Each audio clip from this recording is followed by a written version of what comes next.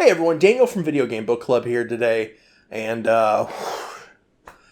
if Clay ever joins us, we'll get into this review I'm here, Daniel. For the 360 classic Alan Wake, also available on PC. Alan Wake. With Control coming out recently, there was no better time than now to revisit this classic. This game that we both incredibly fell in love with on release. Yes. Especially with one of the DLC packs for Control being Alan Wake themed. So I really can't wait for the DLC pack. So we can experience that new content. Yeah, I'm here. Just kind of stalling for time here, guys. Clay's supposed to be here. I promise. To do the review together. I'm right here. That's Can you not hear me? how it works. It's Video Game Book Club. It's a video game book club with just one person. I wish someone would help me though, because I'm real scared. That would be crazy. It's dark. And I'm terrified. I guess if he shows up during the review, maybe that'll work out. I'll definitely Let's talk. go ahead and start watching, and hopefully we find Let's it. go.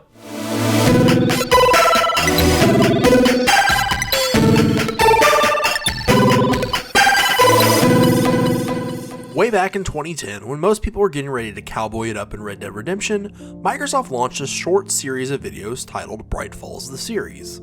This was when me and Clay were both in college, and while we sat in our living room watching the episodes together as they launched, it wouldn't be until months later when we finally got our hands on the game they were based off of, and fell head over heels for Alan Wake and the studio behind it, Remedy Games. The Bright Falls videos would serve as a fun tone piece for what was to come in the full game. Alan Wake is full of mystery and suspense, borrowing heavily from literature, film, and TV at every turn. In Alan Wake, you'll find yourself in control of a moody novel writer who's been suffering from a bad case of writer's block as well as some anger issues. Escaping for a relaxing vacation with his wife Alice to the Pacific Northwest town of Bright Falls may be just the cure he needs, or, it might set off a series of supernatural events that you can only beat with the help of a flashlight. At the time of release, Alan Wake was a phenomenal looking game, and while it still looks pretty great for a 9-year-old game, it has begun to show its age in its animations and facial capture. More than once during cutscenes, I found myself taken out of the experience because of Alan's expressions not being nearly as impressive as they were back in the day. While the jump from 360 to today doesn't always feel like as huge of a leap as some other generations, animations and facial capture are definitely two areas games have made real progress over the last decade.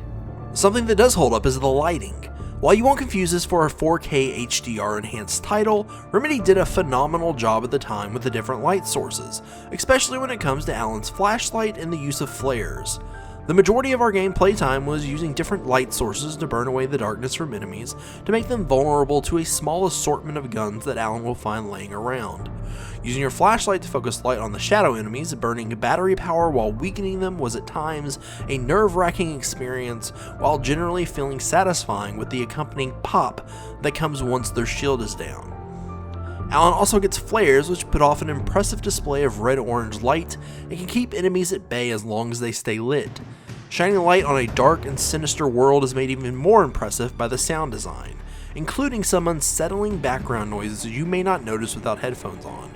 There were several times while exploring in a building, I'd hear the shadowy enemies roaming around even when there weren't actually any enemies present. This was unsettling, but it was the breathing that got to me the most. Yeah, playing at night with headphones and hearing someone behind you breathing is about as creepy as it gets. The quality of the effect is such that at times I found myself thinking it was Alan or myself.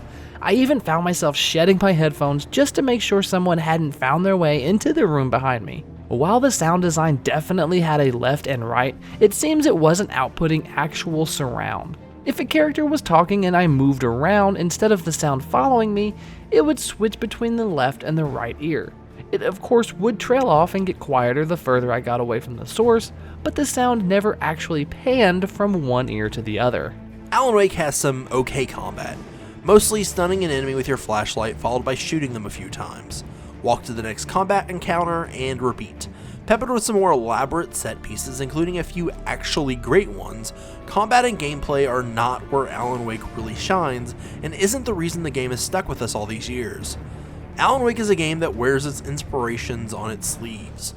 From Bright Falls being heavily inspired by Twin Peaks, the opening words of the game name-dropping Stephen King, to the Night Springs episodes you can watch on TVs throughout the game, Alan Wake exudes a style of storytelling that I have loved my entire life. Creepy, suspenseful, sci-fi that uses monsters and aliens to discuss moral dilemmas has been in television mainstream since Rod Serling first launched The Twilight Zone, and Alan Wake does an excellent job of continuing that kind of storytelling into gaming. Originally, I played through the game on hard, which was much more challenging than this time around on normal. On normal, I never came close to running out of supplies and actually had so much stuff that I never really had to avoid combat. While on hard, I was constantly running out of bullets and choosing to run to a safe point instead of fighting. Checkpoints in the game are basically streetlights, and other than giving you a place to start over if you fail and healing you, they also get rid of any spawned enemies. So on hard, instead of weakening the enemies and then shooting them, a lot of the time I'd find myself running for the nearest checkpoint. Well, that's if Alan could make it. There is a run mechanic in Alan Wake that really shows off just how out of shape he is. Playing on normal, no problem, but on hard? Alan better start hitting the gym if he's gonna make it through the night. What propelled us through the game was the atmosphere and story. Winding and twisting itself through the woods of the Pacific Northwest is the story of Alan's fight against an otherworldly force, simply known as the Darkness. As Alan Wake, you'll find yourself entering the town of Bright Falls on a ferry accompanied by your wife Alice. You'll find your way to an isolated cabin located on an island in Crater Lake, where Alice will disappear, and after waking up in a car that you don't remember wrecking, let alone getting behind the wheel of, you'll go about trying to solve the mystery of your wife's disappearance, and of course stave off the dark presence at every turn.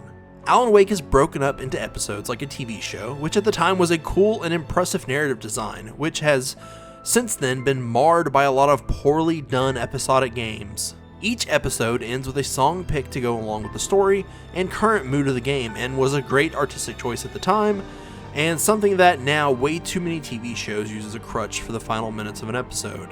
The previously on Alan Wake at the beginning of episodes was a nice touch and really helpful if you put the game down for a few days between play sessions. Alan will find help from his friends and strangers throughout the story, and when we wrapped up the game, we felt it was a satisfying ending, even though it was clearly left open for a sequel that still hasn't materialized. There are 2 DLC chapters to check out and a spin-off game called American Nightmare, but while adding to the fiction, none of those push the story forward.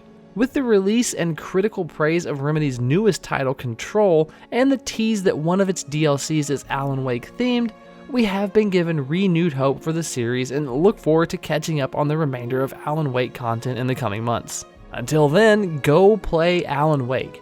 Help Alan fight his nightmares and find out exactly what is going on in that far-off, picturesque town of Bright Falls.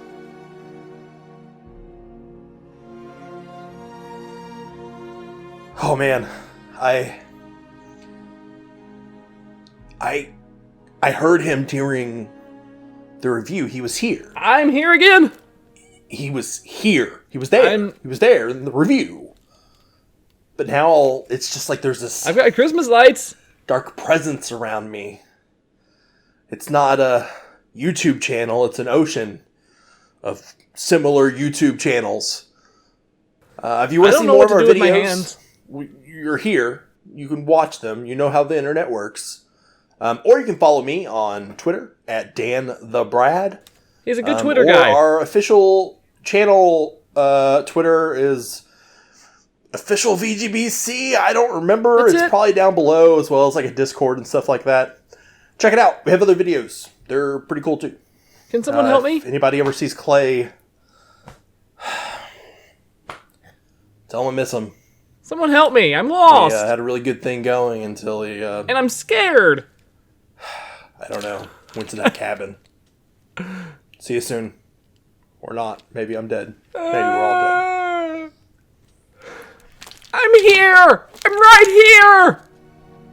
Well, thanks for sticking around to the end of this video. Here's 2 more videos just in case you enjoyed what you saw in this one, and if you really enjoyed it, feel free to like and subscribe, and also click that little bell icon just so you get updated every time we post a new video. And until next time, take care.